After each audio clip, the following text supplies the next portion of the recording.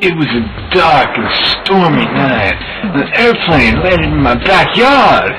It said Halloween flight, and a vampire stepped out of the airplane. He knocked on the door. My parents didn't hear, but I did. I didn't see the vampire. I opened the door. He captured me and put a blindfold on me. He took me into the plane. Finally, they took the blindfold off.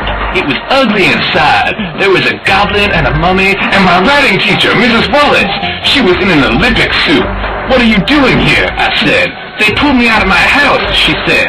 "Same with me," I said. Soon we took off.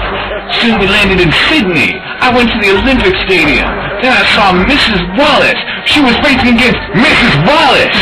Beep! They were off. The fake Mrs. Wallace got slower and slower. Then the fake Mrs. Wallace was soon dry skin and bones. She fell apart. Her teammates put her back together, but it was an elephant. The elephant started running. Soon the real Mrs. Wallace was running under the elephant. The finish line was right there. Mrs. Wallace dived and all her skin came off. Then it came back on again. It was over.